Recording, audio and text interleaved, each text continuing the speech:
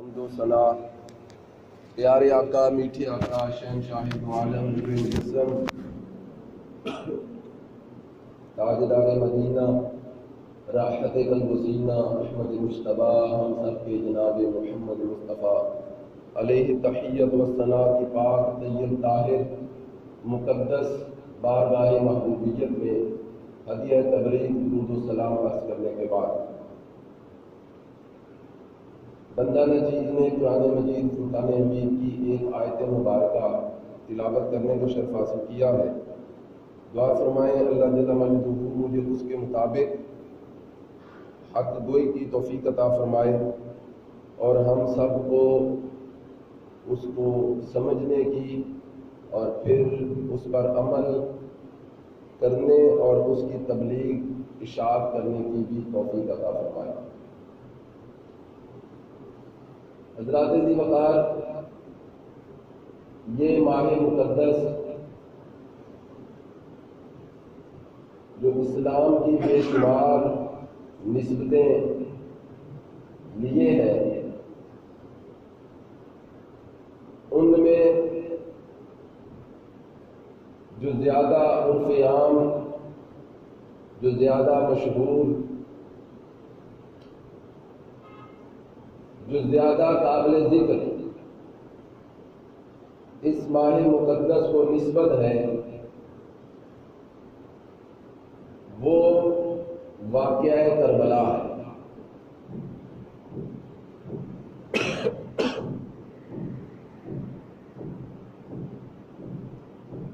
اور بھی نسبتیں ہیں، اور بھی شعائر اور بھی تعلقات اس ماہ مقدس کے ہیں، مگر جو زیادہ ذکر ہے وہ واقعہ کربلا کا ہے۔ اور واقعہ کربلا کوئی غیر ذکر نہیں ہے، یہ ایک نقطہ ذہن میں رکھ لیں۔ ذکر حسین در حقیقت ذکر مصطفیٰ ہے، اور ذکر مصطفیٰ ذکر خدا ہے۔ اس مناسبت سے چونکہ میں کوئی مستقل خطیب نہیں ہوں آپ کا، نہ ہی یہاں میرا آنے کا کوئی ایسا ارادہ ہے، وہ خطیب صاحب آ رہے تھے تو وہ کوئی رستے میں لیٹ ہوئے، یا پھر وہ میرے مرشد کریم ادھر جو ہے نا وہ آتے ہیں تو انہوں نے مجھے حکمت فرمایا کہ جاؤ تو میں ایک ڈیوٹی کرنے آیا ہوں، تو سوچا کہ آج یہاں پر ذکر حسین ایک نئے انداز میں کیا جائے۔ حسب روایت سبھی کرتے ہیں، کچھ انداز نیا ہونا چاہیے۔ وہ کہتے ہیں نا انداز تکلم بڑھا دیتا ہے بات کی اہمیت، ورنہ کوئی بات اس زمانے میں اہم نہیں ہوئی۔ تو باتیں سبھی وہی ہوتی ہیں، انداز جب نیا ہوتا ہے تو وہی بات جو عام ہوتی ہے وہی پھر خاص ہو جاتی ہے۔ حضرات ذی وقار، جو میں نے آیت کریمہ تلاوت کی سادہ سا ترجمہ، اور اس میں سے پھر جو ایک نقطہ میں عرض کرنا چاہتا ہوں، بس وہ ایک ہی نقطہ ہم اپنے وقت میں سمجھا پائیں تو بڑی بات ہے، ایک ہی نقطہ ہے۔ اللہ رب العزت نے فرمایا من یطع اللہ والرسول، جو اللہ اور اس کے رسول کی اطاعت کرتا ہے، فاولئک مع الذین انعم اللہ علیہم، بس وہ ان میں سے ہو جاتا ہے جن پہ اللہ کا انعام ہے۔ اللہ اور اس کے رسول کی جو اطاعت کرتا ہے تو وہ اللہ کے انعام یافتہ بندوں میں ہو جاتا ہے۔ اب وہ انعام یافتہ کون ہے؟ من النبیین والصدیقین والشہداء والصالحین، چار طبقے ہیں، انبیاء، صدیقین، شہداء اور صالحین۔ ہم ہر نماز میں دعا کرتے ہیں اہدنا الصراط المستقیم صراط الذین انعمت علیہم، ان لوگوں کا راستہ دکھا، ان لوگوں کے راستے کی ہدایت دے جن پر تیرا انعام ہے۔ اب یہ انعام یافتہ لوگ 4 ہیں، کون؟ بولیے آپ ہی میرے ساتھ، انبیاء، صدیقین، شہداء اور صالحین۔ اب ان 4 نعمتوں کو اگر ذکر کیا جائے تو نبوت، صدیقیت، شہادت اور صالحیت۔ کائنات کے اندر جو مطلق نعمتیں ہیں، جو اللہ کریم نے مطلق جو نعمتیں پیدا کی ہیں وہ بھی یہ 4 ہیں، نبوت، صدیقیت، شہادت اور صالحیت۔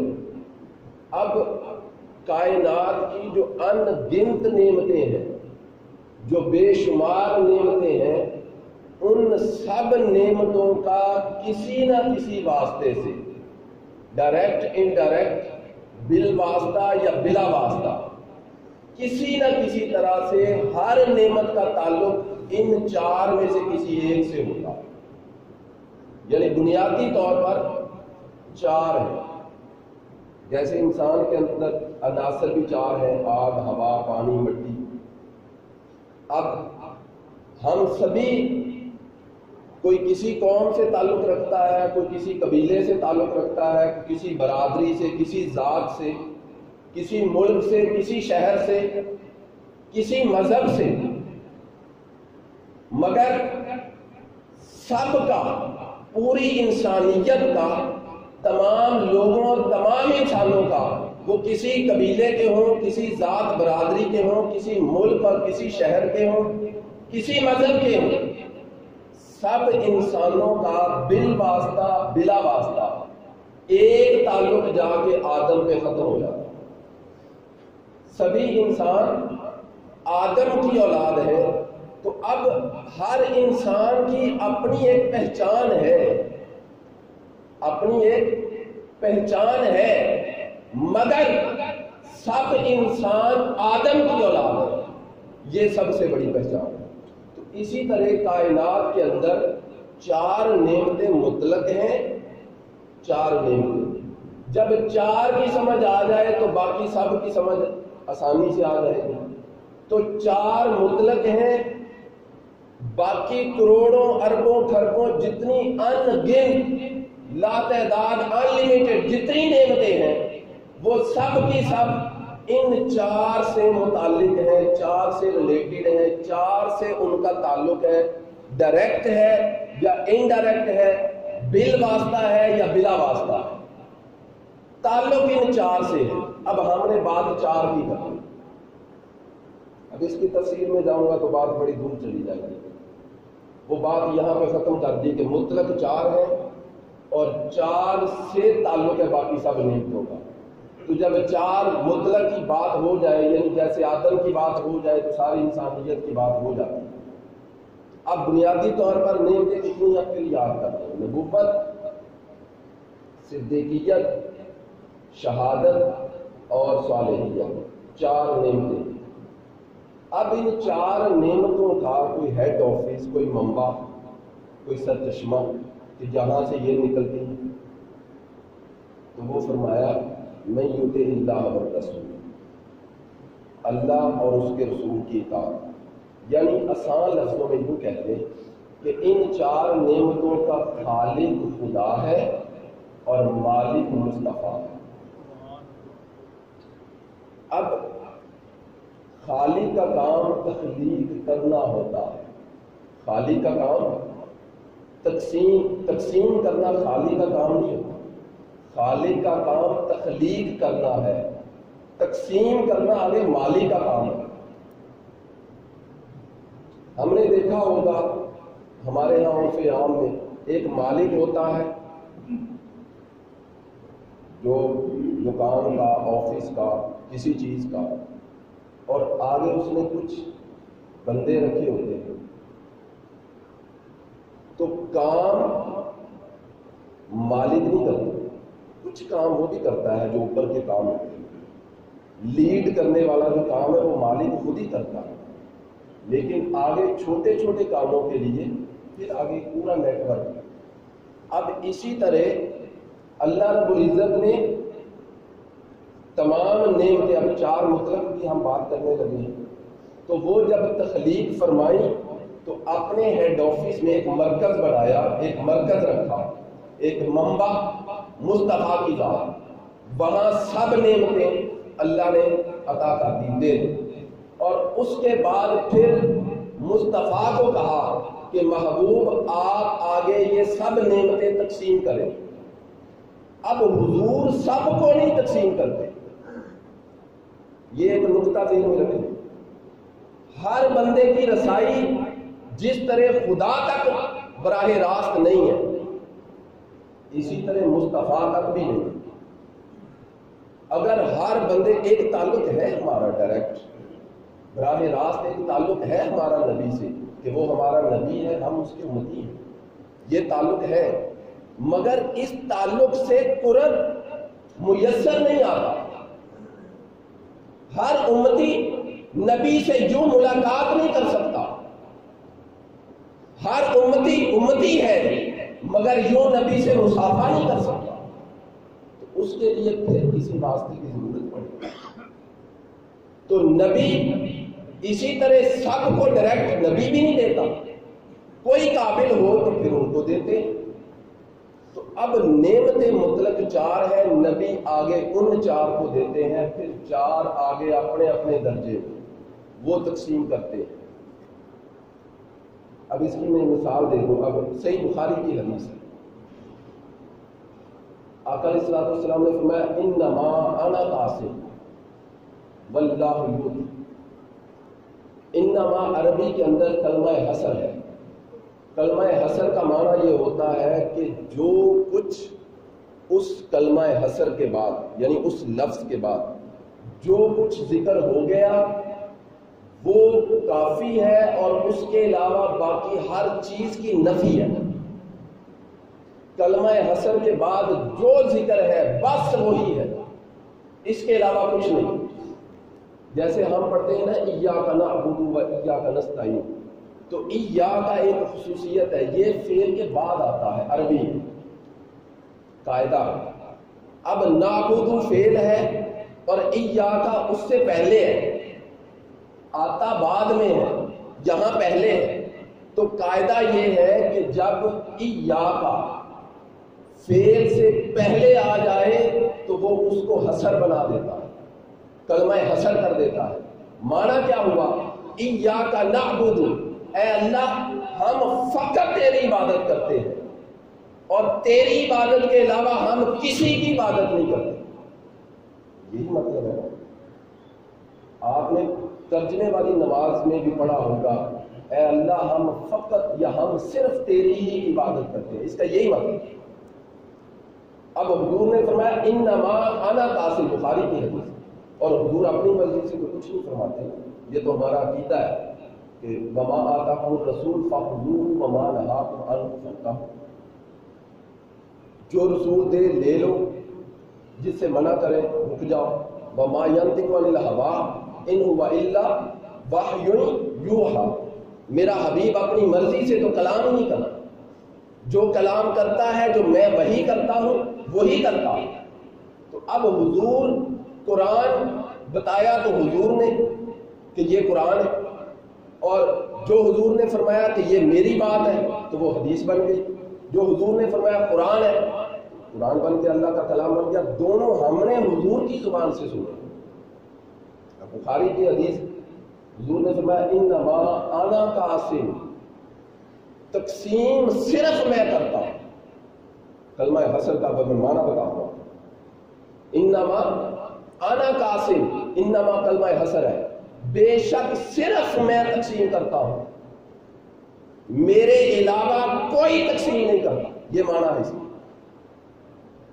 جبکہ واللہ یؤتی، مجھے اللہ دے گا، اب یہ سوال جو ہے نا سمجھ نہیں آتا، یہ بات سمجھ نہیں آتی کہ حضور ہی تقسیم کرتے ہیں، حضور کے علاوہ اور کوئی تقسیم نہیں کرتا؟ تو حضور سے پہلے جو انبیاء آئے تو انہوں نے اپنی امت کو ہدایت دی، ہر نبی کے کچھ نہ کچھ کم یا زیادہ تعداد میں امتی بھی تھے۔ تو یہ سوال ذہن میں آ جاتا ہے، بات سمجھ نہیں آتی کہ حضور ہی تقسیم کرنے والے اور حضور کے علاوہ اور کوئی نہیں۔ تو اس کی آسان سی سادہ مثال دے دیتا ہوں جو آپ کو سمجھ آ جائے گی۔ یہ پنکھا چل رہا ہے، یہ اسپیکر چل رہا ہے، اب اس نے دعویٰ کیا پورے گاؤں میں آواز میں دے رہا ہوں، پنکھے نے دعویٰ کیا آپ کو ہوا میں دے رہا ہوں۔ اب پیچھے سے اس کا بٹن جو ہے نا، سوئچ جو آن ہے، جس کی وجہ سے وہ چل رہا ہے، یہ چل رہا ہے، وہ سوئچ بولا تو اس نے کہا یار آگے اگرچہ سپلائی تم دے رہے ہو، ہوا تم دے رہے ہو، آواز تم آگے پہنچا رہے ہو، لیکن پیچھے جو سپلائی ہے نا اصل میں کرنٹ، بجلی، وہ تمہیں میں دے رہا ہوں، اگر میں آف ہو جاؤں تو تم بیکار ہو۔ وہ پیچھے سے جو ہے نا وہ مین جو بریکر ہے وہ بولے گا کہ پوری مسجد میں جو ہے نا وہ لگے ہوئے پنکھے، لائٹیں، مختلف سوئچوں، مختلف بٹنوں کے، تم سب روشنی دے رہے ہو، ہوا دے رہے ہو، مگر یاد رکھو تم سب کو، ایک بریکر بولے گا جو مین پاور ہے، دے گا تم سب کو سپلائی میں دے رہا ہوں۔ اور اسی طرح پھر جو ہے نا وہ میٹر بولے گا، پھر ٹرانسفارمر بولے گا تم محلے میں اتنے میٹر کو سپلائی دے رہے ہو مگر تم سب کو میں دے رہا ہوں۔ پھر جو ہے نا وہ ہیڈ آفس آ جائے گا، گریڈ اسٹیشن آ جائے گا، پھر چھوٹے چھوٹے گریڈ اسٹیشن، پھر جو ہے نا وہ بڑا پاور پلانٹ، اور پھر آپ چلتے چلتے بجلی گھر پہنچ جائیں گے۔ اور بجلی گھر کہے گا کہ تم اپنی اپنی حیثیت میں لوگوں کی استطاعت کے مطابق، لوگوں کی کیپیسٹی اور لوگوں کے ظرف کے مطابق اگرچہ تم ان کو بجلی دے رہے ہو مگر یاد رکھو تم سب کو سپلائی میں دے رہا ہوں۔ اب ہم جو ہے نا یہ اسپیکر وہ براہ راست بجلی گھر سے چلا بھی نہیں سکتے، یہ تو جل جائے گا۔ یہ پنکھا براہ راست جو اب یہ باہر جو مین لائن ہے نا، مین لائن سے تار لے کر ڈائریکٹ پنکھا چلائے نہیں چلے گا، جل جائے گا، کیونکہ پنکھے کی کیپیسٹی نہیں ہے، پنکھے کا ظرف نہیں ہے کہ وہ اتنے وولٹیج، اتنی ہیوی جو لائٹ ہے اس کو برداشت کر سکے۔ ہمیں لوگوں کو یہ مادی چیزوں کی سمجھ آ جاتی ہے تو روحانی نظام کی سمجھ کیوں نہیں آتی؟ بھئی ایک پنکھے کا تو اتنا ظرف ہے نہیں، اگرچہ 10 بندوں کو ہوا دے، 50 بندوں کو ہوا دے، یہ اسپیکر کا اتنا ظرف تو ہے نہیں، اگرچہ 10,000 لوگوں کو آواز دے، اتنا ظرف نہیں ہے کہ مین لائن سے جو ہے نا وہ ڈائریکٹ کرنٹ لے سکے۔ تو یہ انسان جو ہے عام امتی گناہگار، یہ اٹھ کے کہتا ہے میں ڈائریکٹ نبی سے لے لیتا ہوں۔ بھئی ظرف ہے، نبی تو دے دے گا، مین لائن ہے تو انکار نہیں کرنا، مگر ظرف تو پیدا کرو گے۔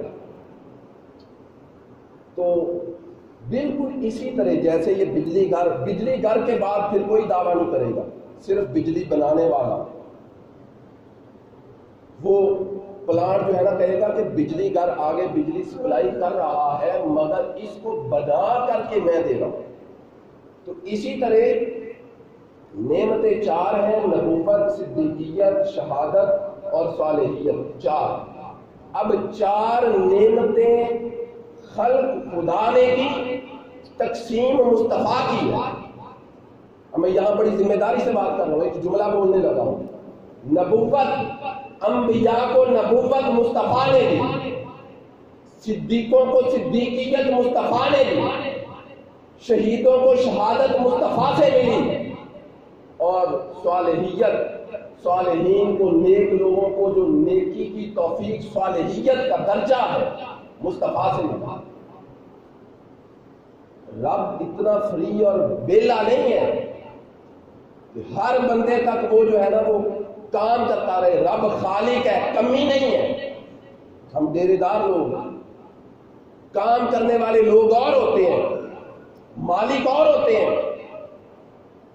یہ پتہ نہیں کس بندے نے یہ فلسفہ دے دیا ہے، ہم سبھی کو ایک لائن میں کھڑا کر دیتے ہیں، کھوتا گھوڑا ایک برابر۔ مساوات کا جب درس دینے لگتے ہیں تو ایک ہی صف میں کھڑے ہو گئے محمود و ایاد، نہ کوئی بندہ رہا نہ کوئی بندہ نواز۔ بھئی عقل کے اندر کبھی غور تو کرو، سب برابر ہیں، ان میں ایک پھر الگ آگے ہے، کہاں برابر ہے؟ اولاد کبھی والدین کے برابر نہیں ہو سکتی۔ شاگرد مدارج میں، درجے میں، تقوی میں، علم میں بڑا ہو جائے، مفتی اعظم بن جائے، کبھی استاد کے برابر ہوتا ہے؟ حد ہو گئی۔ ایک شاگرد استاد کے برابر نہیں ہو سکتا۔ بیٹا باپ کی وراثت کو 10 گنا آگے بڑھا لے، باپ کا کروڑوں کا بزنس تھا، بیٹا اربوں خربوں میں لے جائے، کبھی بیٹا باپ کے برابر ہو سکتا؟ یار یہ باپ اور بیٹا برابر نہیں ہوتے، استاد شاگرد برابر نہیں ہوتے۔ اور برابری کے لیے ہمیں بس امتی اور نبی رہ گئے۔ کہاں گئی ہماری عقل؟ کہاں گئی اندر کی ایمانی غیرت؟ برابر کرنے پہ آتے ہیں تو سب برابر، پھر سوچتے بھی نہیں، ہمیں شرم تک نہیں آتی۔ اب اللہ خالق ہے، کمی نہیں ہے، ہر درجے کا ہے۔ اب مالک بڑے پن کا مظاہرہ کرے، بڑے پن کا مظاہرہ کرے مالک، تو اپنے آفس کی دکان کی خود صفائی کر لے، بڑے پن کا مظاہرہ کرے، مگر اس کو آپ پیجن نہیں کہہ سکتے، سویپر نہیں کہہ سکتے۔ وہ مالک ہے، وہ پابند نہیں ہے۔ اللہ نے سب نعمتیں مطلق 4 ہیں، یہ نعمتیں اللہ نے مصطفیٰ کو دی، خلق کر کے پیدا فرما کر کے مصطفیٰ کو دی، اور فرمایا محبوب آپ اعلان کریں انما انا قاسم واللہ یؤتی، مجھے اللہ دیتا ہے جبکہ تقسیم صرف میں کرتا ہوں۔ اب یہاں ہم اپنی بات کرنا چاہتے ہیں، وہ ان پہ دلائل دیتا رہوں گا تو بات بڑی دور چلی جائے گی۔ بخاری کی حدیث ہے، قرآن کے بعد بخاری کا درجہ ہے، اس کا کوئی انکار نہیں کر سکتا۔ نبوت، اب یہاں بھی ایک مسئلہ ہے نا، جو میتھ کا استاد ہے وہی میتھ پڑھا سکتا ہے، جس نے میٹرک میں کمپیوٹر پڑھا ہے، انٹر میں پھر کمپیوٹر پڑھا ہے، گریجویشن میں BSc بھی کمپیوٹر کے ساتھ کی ہے، یا میتھمیٹکس کے ساتھ کی ہے، فزکس کے ساتھ کی ہے، جس نے شروع دن سے اول دن سے بایو نہیں پڑھی، وہ MSc کر جائے، وہ MPhil PhD کر جائے، آپ اسے کہو یار بایو پڑھاؤ، پڑھائے گا؟ جس کے پاس بیسک وہ چیز نہ ہو وہ کسی کو نہیں دے سکتا۔ انبیاء کو نبوت دی مصطفیٰ نے، نبی تھے نا ہمارے نبی تھے نا، اور ہیں بھی۔ میں تھے اس سینس میں بات کر رہا ہوں جب کچھ نہ تھا، ہمارا نبی تب بھی نبی تھا۔ کنت نبیا آدم بین الروح والجسد، کنت نبیا آدم بین الماء والطین، اس وقت بھی نبی تھا جب آدم ابھی مٹی اور پانی کے درمیان تھا، میں اس وقت کی بات کر رہا ہوں۔ تو نبی، ہمارے نبی نے نبیوں کو نبوت دی، نبوت اپنے پاس تھی، صدیقوں کو صداقت دی، صدیقیت۔ اچھا یہاں ایک بات اور ذہن میں رکھیے گا، صادق اور صدیق دونوں کا لفظی مطلب سچا ہے، سچ بولنے والے کو کہتے ہیں۔ صادق بھی سچ بولنے والا اور صدیق بھی سچ بولنے والا، تو دونوں میں فرق کیا ہے؟ صادق دیکھ کر کے، جو آنکھوں دیکھتا ہے وہ بولتا ہے سچ، اور صدیق بغیر دیکھے جو کہہ دے خدا وہی کرتا۔ صادق دیکھ کر سچ بولتا ہے، صدیق جو کہہ دے وہ سچ ہوتا ہے۔ صادق چھوٹا درجہ ہے، صدیق بڑا درجہ ہے۔ جب صدیق کی بات سمجھ آ جائے تو صادق اس کے اندر ہے۔ تو صدیقوں کو صدیقیت دی تو مصطفیٰ نے، کیونکہ مصطفیٰ سے سچا کوئی نہیں تھا، اور مصطفیٰ کی صداقت کی گواہیاں تو دشمن بھی دیتے تھے۔ صادق اور امین کا لقب کب مشہور تھا؟ اعلان نبوت سے قبل، اور حضور سے نیک بھی کوئی نہیں تھا، صالحیت۔ اب یہاں ایک سوال پیدا ہوتا ہے کہ شہادت، قیامت تک کے شہیدوں کو شہادت بھی مصطفیٰ دے رہے، تو خود تو شہید ہوئے نہیں۔ یہاں آیا ہوا میں موضوع، حضور خود تو شہید ہوئے نہیں، تو جب حضور کے اپنے دامن میں شہادت ہے نہیں تو قیامت تک کے شہیدوں کو شہادت ملے گی کہاں سے؟ اور پھر شہادت کی دو قسمیں ہوتی ہیں، شہادت جہری جو میدان جنگ میں انسان دشمن سے، کفر سے لڑتا ہوا شہید ہو، شہادت جہری، اور جو زہر سے یا حادثے سے شہادت ہو جائے اس کو شہادت سری کہتے ہیں۔ دو درجے ہیں۔ اب ایک بندے میں دو شہادتیں کیسے ممکن ہیں؟ مصطفیٰ کو ویسے تو قرآن نے شہید کا ٹائٹل دیا ہے، فَكَيْفَ إِذَا جِئْنَا بِكُلِّ أُمَّةٍ بِشَهِيدٍ وَجِئْنَا بِكَ عَلَىٰ هَٰؤُلَاءِ شَهِيدًا۔ شہید کا لفظ تو قرآن نے مصطفیٰ کو دیا ہے کہ مصطفیٰ شہید ہے، مگر شہادت مصطفیٰ کی ذات میں ہے نہیں۔ حضور بظاہر شہید نہیں ہوئے، آپ کا وصال مبارک تبھی ہوا، شہادت سے نہیں ہوا۔ اب یہاں پہ ایک بات ذہن میں رکھیں، جب شہادت کی دو قسمیں ہیں تو حضور کی ذات میں دونوں کی بنیاد موجود ہے۔ غزوہ احد میں آقا علیہ السلام کو زخم لگے، آقا علیہ السلام کا خون مبارک نکلا، حضور پہ کچھ لمحوں کے لیے بے ہوشی اور غشی طاری ہوئی، حضور کی شہادت کی خبر بھی مشہور ہوئی۔ تو شہادت جہری کی، میدان جنگ والی شہادت، شہادت جہری کی بنیاد مصطفیٰ کی ذات میں رکھ دی، مگر تکمیل نہیں ہوئی۔ اور پھر غزوہ خیبر میں حضور کو زہر دیا گیا، تو شہادت سری کی بنیاد بھی رکھ دی، اور زہر اتنا تیز تھا جس بندے نے ساتھ حضور کے کھانا کھایا تھا موقع پہ ڈیتھ ہو گئی، مگر حضور کی ذات میں وہ شہادت کی بنیاد بھی رکھ دی گئی، مگر اس کی تکمیل بھی باقی رہی۔ اب شہادت مصطفیٰ کو دینا بھی مقصود تھا، چونکہ کوئی اعتراض نہ کرے کہ قیامت تک شہیدوں کو شہادت حضور سے ملے، تو حضور خود تو شہید ہوئے نہیں، کوئی اعتراض نہ کر سکے۔ ایک طرف مصطفیٰ کی ذات میں شہادت رکھنی تھی، اور دوسری طرف قرآن کی ایک آیت آئی ہے۔ ایک موقع تھا جنگ کا، اب میں اس کی تفصیل میں نہیں جانے لگا، میں صرف ایک اشارہ دینے لگا۔ جب حضور علیہ السلام اپنے چچا ابو طالب کے ساتھ گئے تھے نا شام بچپن میں، تو ایک راہب نے کہا تھا کہ یہ نبی ہوگا اور یہودی اس کے دشمن ہوں گے، اس کی حفاظت کرو۔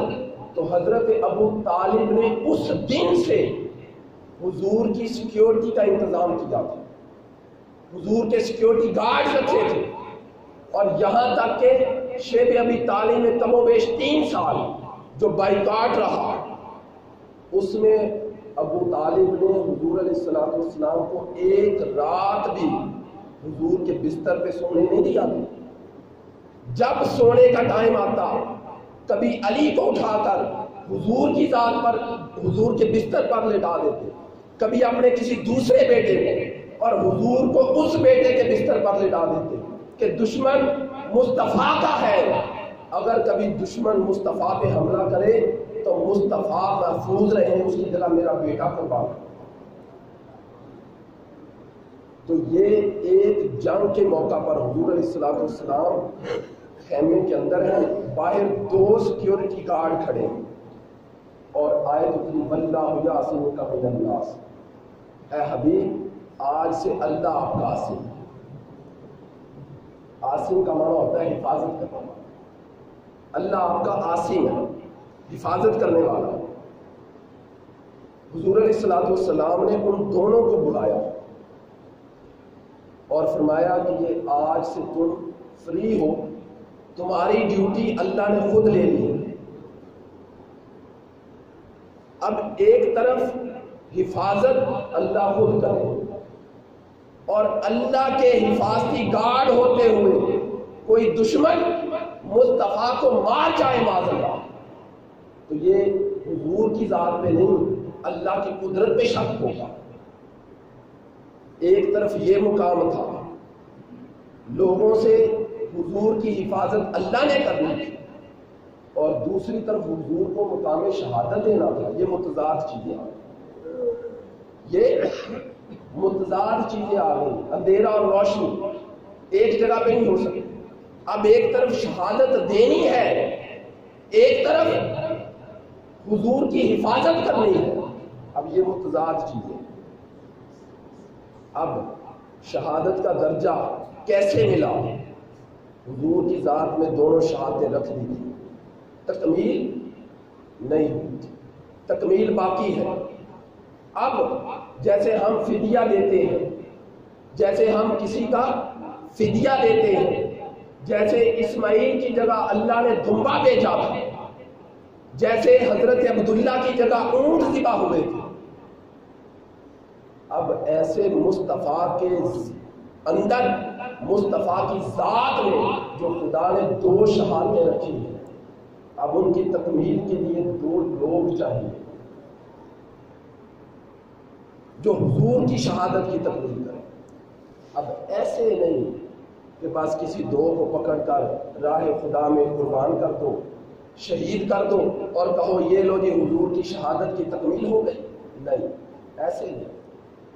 دو ذاتیں، دو ہستیاں ایسی درکار ہیں جو ظاہر میں بھی حضور ہوں، جو باطن میں بھی حضور ہوں۔ اب آئیے ظاہر میں امام حسن سر سے لے کر پیٹ تک، ناف تک امام حسن حضور کی تصویر تھی، اور ناف سے لے کر قدمین مبارک تک امام حسین حضور کی تصویر تھی۔ حضور کے وصال کے بعد جب کبھی صحابہ کی طبیعت بے چین ہوتی، بے قرار ہوتی، بیزار ہوتی، تو فاطمہ زہرا کے دروازے پہ آتے، کہتے دونوں شہزادوں کو اکٹھا بٹھا دو، دونوں شہزادوں کو سامنے اکٹھا بٹھا کر زیارت کرتے، کہتے ہمیں نبی کی زیارت ہوگی۔ امام حسن اور امام حسین مصطفیٰ کی تصویر تھی، اور پھر بات نہیں ختم نہیں ہوئی، یہ ظاہر ہے جو مصطفیٰ کی تصویر ہے۔ اب باطن میں حضور نے فرمایا من احبہما احبنی، من احبنی احب اللہ، فرمایا جو ان دونوں سے محبت کرتا ہے، امام حسن اور امام حسین، جو ان دونوں سے محبت کرتا ہے، فرمایا اس نے مجھ سے محبت کی، اور جس نے مجھ سے کی اس نے خدا سے کی۔ تو گویا مصطفیٰ امام حسن اور امام حسین سے محبت مصطفیٰ سے محبت ہے۔ اور پھر فرمایا من ابغضہما ابغضنی، من ابغضنی ابغض اللہ، جس نے ان دو سے بغض رکھا اس نے مجھ سے رکھا، اور جس نے مجھ سے رکھا اس نے خدا سے بغض رکھا۔ تو پتہ چلا کہ امام حسن اور امام حسین دونوں شہزادے ظاہر میں بھی اکٹھے ہوں تو مصطفیٰ بنتے ہیں، اور باطن میں بھی حضور کی تصویر ہے۔ اب ان دونوں شہزادوں کی شہادتیں مصطفیٰ کی شہادت کی تکمیل ہوئی کیسے؟ وہ آپ نے حدیث پڑھی ہوگی، حسین منی وانا من الحسین، الحسن منی وانا من الحسن۔ اب یہاں آ کے اس حدیث کی سمجھ آتی ہے کہ حسن مجھ سے ہے، میں حسن سے ہوں، حسین مجھ سے ہے، میں حسین سے ہوں۔